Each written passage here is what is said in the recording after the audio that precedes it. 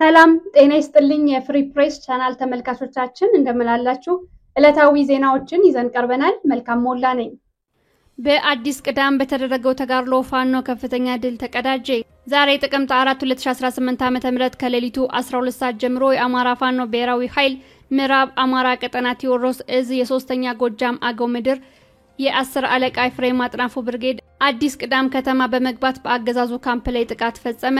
በዚህም የእጅ በእጅ ውጊያ የተደረገ ሲሆን በአገዛዙ ሰራዊት ላይ ከፍተኛ ጉዳት ደርሷል ሲል ፋኖ እስቲበል አለሙ ገልጿል። አዲስ ቅዳም ስላሴ አባይን አለም ከብት ገበያና ባታ ቤተክርስቲያን አካባቢ መሽጎ የነበረው የብልጽግና ሰራዊት አካባቢውን ለቆ ወደ አድጓሚ ተራራ መሄዱን ተገልጿል። በዛሬው የአዲስ ቀዳም ልዩ ስራ 19 የብልጽግና ኃይል ሲሞት ከ27 በላይ ቁስለኛ መኖሩ ተገልጿል። በርካታ መሳሪያ ወደ ፋኖም ገብቷል። መረጃውን ያደረሰን የአማራ ፋኖ ብሔራዊ ኃይል ቴዎድሮስ እዝ ምክትል የህዝብ ግንኙነት ኃላፊው እስቲበል አለሙ ነው። የአማራ ፋኖ ብሔራዊ ኃይል ሰሜን አማራ ቀጠና ዳግማዊ ቴዎድሮስ 5ኛ ኮር ያገዛዙ ወታደራዊ ማዘዣ ቦታ በሆነችው በደጉማ ከተማ ከበባ በመፈጸም ጥቃት ማድረሱን አስታውቋል። ዛሬ ጥቅምት 4 2018 ዓ.ም ከጧቱ 12 ሰዓት ጀምሮ የአፋብሃ ሰሜን አማራ ቀጠና በላይ ዘለቀ እዝ ዳግማዊ ቴዎድሮስ 5ኛ ኮር መብረቅ ክፍለ ጦር፣ ጥቁር አንበሳ ክፍለ ጦር፣ ፋና የውቤ ክፍለ ጦርና ጎንደር የበጋሻው ክፍለ ጦር ነብዩ አሳምነው ብርጌድ ጋር በአራት አቅጣጫ ከአገዛዙ ምሽግ ድረስ በመግባት እልህ አስጨራሽ ተጋድሎ ማድረጋቸውን አስታውቀዋል። በሰጋ በአንጭባራ በአንባ ዙሪያና በደንጎሳ ምሽግ ያገዛዙ ኃይል የተመታ ሲሆን ከፍተኛ ቁጥር ያለው ሰራዊቱ ከጥቅም ውጭ መደረጉ ተገልጿል። ከማክሰኝት ደጎማና ከአርባያ ደጎማ የሚወስዱ ሁለት መንገዶችን ዝግ በማድረግ ተጋድሎ የተካሄደ ሲሆን የአገዛዙ ኃይል ድጋፍ ለመስጠት በከፍተኛ ችግር ውስጥ መግባቱን ታውቋል። በዚህም ሰበብ በከፍተኛ ሁኔታ የቆሰሉ የአገዛዙ ሰራዊት አባላት ሕክምና መወሰድ እንዳልተቻሉም ተነግሯል። በተጋድሎም ከ40 በላይ የብልጽግና ሰራዊት ሙትና ቁስለኛ ሆኗል። ከዚህ ጋር በተያያዘ በትናንትናው ዕለት ጥቅምት 3 ቀን 2018 ዓ.ም በስድስት አቅጣጫ ጎንደር የበጋሻው ክፍለ ጦርና ታድሎ ብርሃን ክፍለ ጦሮችን ለመበተን ከፍ ሲልም ደግሞ ለመምታት በሚል አቅዶ የመጣው ያገዛዙ ኃይል ተመቶ ተመልሷል። ተጋድለው ከምንዝሮ አርሴማ እስከ አይባ ደንቀስ ከፍተኛ ቦታዎችን ያካለለ ሲሆን የአገዛዙ ኃይል ከፍተኛ ወታደራዊና ፖለቲካ ኪሳራዎችን አስተናግዶ ተመልሷል። ከአዘዞ፣ ከአምባ ጊዮርጊስ፣ ከደጎማና ከአርባያ ተውጣጦ የመጣው የብልጽግና ወንበር ጠባቂ ኃይል የዘወትር ግብሩ የሆነውን ሞትና ቁስለኞችን ሰብስቦ መሄዱም ተገልጿል። ከእንግዲህ ክተት ብለን የምናስፈጀው የአማራ ገበሬ የለም፣ አማራ የሚዋጋው ለህልውናው ነው ሲል ፋኖ ማርሸት ፀሐይ ተናገረ። ያለ ፋኖ ጥሪ የሚዘምት አማራ ያለ ፋኖ ቦራኬ የሚንቀሳቀስ ታጣቂ አይኖርም ብሏል። ብሔራዊ አጀንዳ እያመጣችሁ የአማራን ገበሬ በጦርነት እሳት እየማገዳችሁ ሲያሻችሁ ዳር ቆማችሁ የምትሞቁበት አለፍ ሲልም የአማራን ሞት በጀት ማወራረጃ የምታደርጉበት ዘመን በፋኖ ክንድ ተጠናቋል።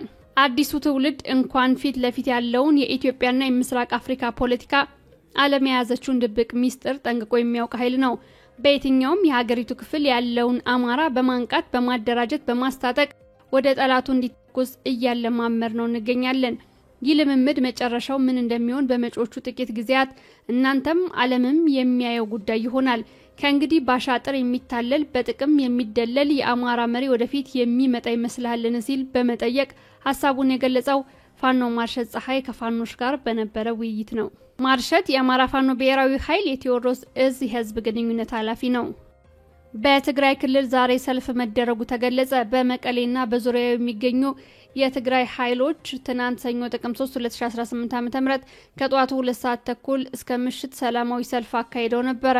በዚያው ቀን ምሽት የሰልፈኞቹ ተወካዮች የጊዜያዊ አስተዳደሩ ፕሬዝዳንት ታደሰ ወረደ ከሚገኙባቸው የህዋትና የሰራዊት አዛዦች ጋር ቢነጋገሩም ስለተደረሰው ስምምነት በይፋ ለህዝብ የተሰጠ መረጃ የለም። ሆኖም ከስብሰባው አዳራሽ ተቆርጦ የወጣው ቪዲዮ እንደሚያመለክተው ሰልፈኞቹ የደሞዝ የጥቅማ ጥቅምና ለቤተሰቦቻቸው መኖሪያ የሚውል የመስሪያ ቤት ጥያቄ አንስተዋል።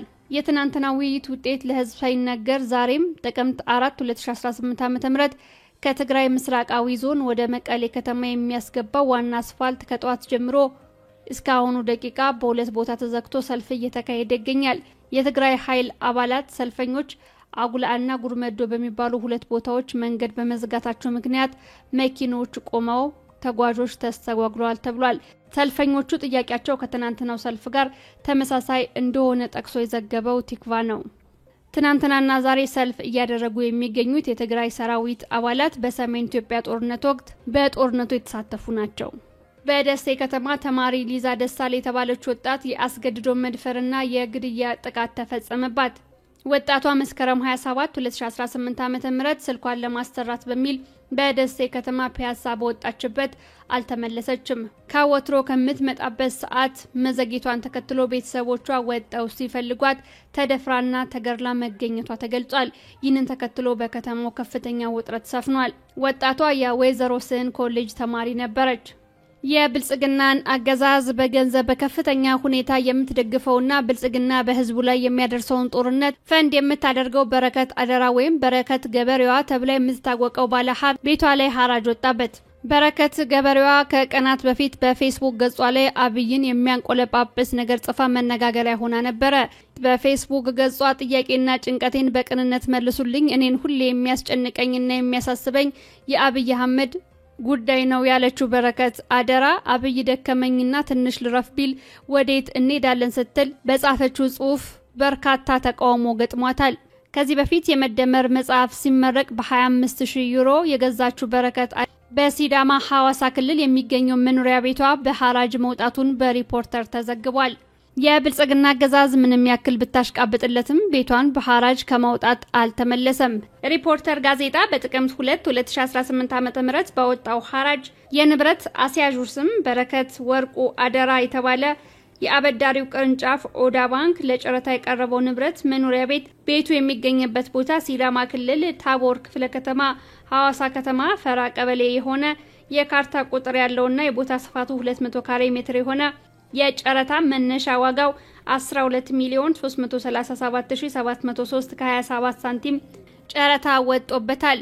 ይህንን ተከትሎ በርካታ አስተያየት እየተሰጣት ሲሆን ከቀናት በፊት ለአብይ አህመድ የማይገባውን የሙገሳ ቃል በፌስቡክ ገጿ የጻፈችው ቤቷን ከጨረታ ለማዳን ነው የሚሉ አስተያየቶች ይገኙበታል። ፋኖ የፖለቲካ ግብ የለውም ለሚሉ መልስ ሰጠናል ሲል አርበኛ አንተነህ ድረስ ገለጸ።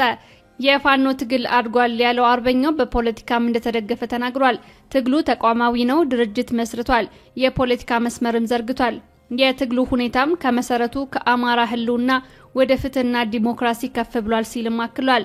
ለስልጣን እንደሚታገል በዓለም አቀፍ ማህበረሰብ ሳይቀር እውቅናን አግኝቷል ያለው አርበኛ አንተነህ ትግሉን ሸክፎ በአንድ አቅጣጫ እንዲፈስ ለማድረግ የሚቀሩ ውስን ነገሮች እንዳሉም ገልጿል።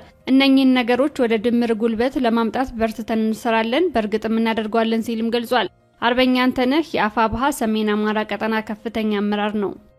ህዝባዊ ምክክር መድረክ በኤፍራታና ግድም ወረዳ ካብሳራምባ ደጉቻ ቀበሌ ተካሄደ። የአማራ ፋኖ ብሔራዊ ኃይል ደቡብ አማራ ቀጠና ሳምነው እዝ አጼ ዘርዓ ያዕቆብ አንደኛ ኮር ትግሉ ከጀመረ ጀምሮ ብዙ ቀበሌዎችን እያስተዳደረ ይገኛል።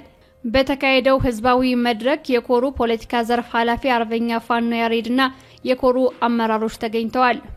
ሰፊና ጠለቅ ያለ ረጅም ሰዓት የወሰደው በዚሁ በኤፍራታና ግድም ወረዳ ካብሳራምባ ደጉቻ ቀበሌ የተካሄደው ስብሰባ አመርቂ ውጤት ማስመዝገቡ ተገልጿል። የፖለቲካ ትምህርትና የህዝብ አደረጃጀትን የተመለከተ መልእክት በኮሩ ከፍተኛ አመራሮች ተሰጥቷል። በነበረው ውይይት ህዝቡ መደሰቱም ተገልጿል። ለፋኖ አመራሮች እናንተ ማለት እኛ ነን፣ እናንተ ስትኖሩ ነው እኛ መኖር የምንችለው። ከዚህ በፊት ለፋኖ ድጋፍ ስናደርግ ቆይተናል፣ አሁንም ድጋፋችን ይቀጥላል ሲል ለፋኖዎች ገልጿል። መልእክቱ የአንደኛ ኮር የህዝብ ግንኙነት ኃላፊ አማራ ታዘዘ ነው። የአማራ ፋኖ ብሔራዊ ኃይል ደቡብ አማራ ቀጠና ሳምነው እዝ ከሰሞኑ ነፃ በወጣው በግሼ ራቤል ወረዳ ከሚኖሩ የመንግስት ሰራተኞች ጋር ውይይት አካሄደ። እዙ በራቤል ከተማ ያሉ የአገልግሎት ሰጪ ተቋማት መደበኛ ስራቸውን እንዲቀጥሉ የሚያስችል ውይይት ከመንግስት ሰራተኛ ጋር አካሂዷል።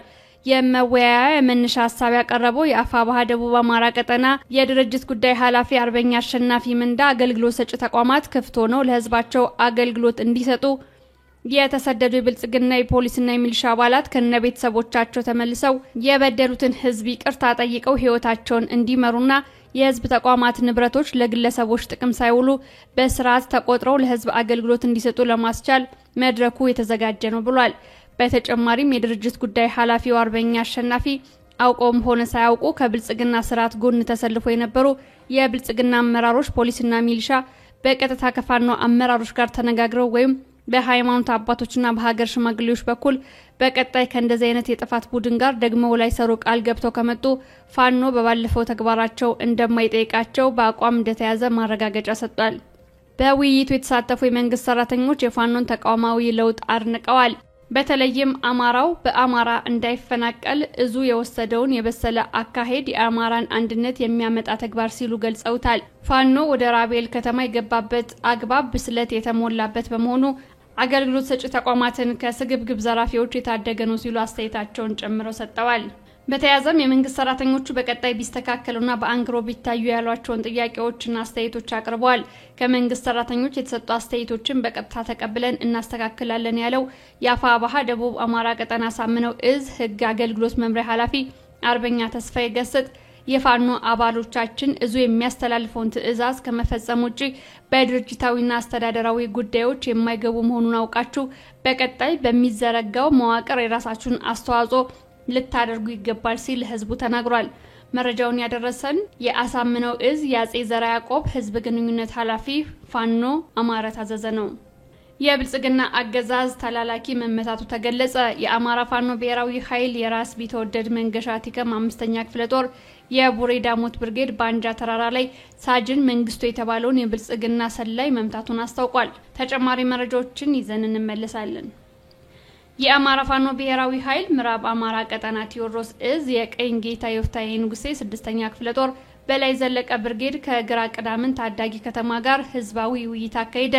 ብርጌዱ ከተጋድሎ ባሻገር በሚያስተዳድራቸው ቀጠናዎች በርካታ ማህበረሰባዊ ውይይቶችን እያካሄደ ይገኛል። በትናንትናው ዕለትም ከግራ ቅዳምን ታዳጊ ከተማ ማህበረሰብ ጋር በወቅታዊ የህልውና ትግሉ ጉዳይ ዙሪያ ሰፋ ያለ ውይይት አድርጓል። በተያያዘ የኢንጂነር ክብር ተመስገን ብርጌድ ከአባት ፋኖ አባላት ጋር ተወያይቷል። እንመክራለን፣ እንወያያለን፣ እናደራጃለን፣ እናሸንፋለን በሚል መሪ ቃል ተከናውኗል።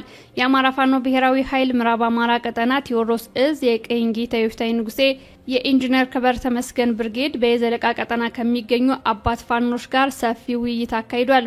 በውይይቱ የህልውና ትግሉ የእድገት ደረጃን በተመለከተ የግንዛቤ ፈጠራ ስራ ተሰርቷል። አባት ፋኖቹ ሊኖራቸው ስለሚገባው የእርስ በርስ መስተጋብርም ስልጠና ተሰጥቷል። አባት ፋኖቹ አገዛዙ አማራን ለማጥፋት ከጀመረ አመታትን ያስቆጠረ ሲሆን ህዝባችንን ለማጥፋት የመጣውን አገዛዝ ለመገርሰስ በሚሰጠን ተልዕኮ ሁሉ ከፋኖ ልጆቻችን ጋር በመሰለፍ ግዳጅ ለመፈጸም ዝግጁ ነን ብለዋል። በተጨማሪም በዚህ አመት ነፃነታችንን ማረጋገጥ አለብን ሲሉም የአባት ፋኖ አባላት በቁጭት ተናግረዋል። ወደ ሌሎች መረጃዎች እናልፋለን። የቀኝ ጌታ ዮፍታሔ ንጉሴ ክፍለ ጦር የንጉስ ተክለ ሃይማኖት ብርጌድ ድል ተቀዳጀ። ከትናንት በስቲያ በደብረ ማርቆስ ከተማ አስተዳደር አበማ ክፍለ ከተማ ቀበሌ 8 ዋጋን ተብሎ በሚጠራው ቦታ በሚገኘው የሚሊሻ ካምፕ ላይ ፋኖች ድንገተኛ ስራ ሰርተዋል። ከቀኑ 11 ሰዓት ባደረጉት ድንገተኛ ዘመቻ የብአዴን አገልጋዮች ሙትና ቁስለኛ መሆናቸው ተገልጿል። በአዴት ዙሪያ ተሰባስበው አዝመራ ሲያርሙ የነበሩ ገበሬዎች በድሮን ተመቱ። በዚህም ከ6 በላይ ገበሬዎች ሲሞቱ በርካቶች መቁሰላቸው ከአካባቢው የደረሰን መረጃ ያሳያል። የአማራ ፋኖ ብሔራዊ ኃይል የቴዎድሮስ እዝ ህዝብ ግንኙነት መምሪያ አገዛዙ በንጹሃን ላይ እየፈጸመ ያለውን ወንጀል የዓለም አቀፍ ማህበረሰቡ ሊያወግዘው እንደሚገባ አሳስቧል። ከፍሪ ፕሬስ የዕለቱ ዜናዎች እነዚህን ይመስላሉ። ስለተመለከታችሁን ከልብ እናመሰግናለን። ቻናላችንን ሼር፣ ላይክ እና ሰብስክራይብ በማድረግ አብራችሁን እንድትሆኑ በአክብሮት ጠይቃለሁ። መልካም ሞላ ነበርኩ። ጤና ይስጥልኝ።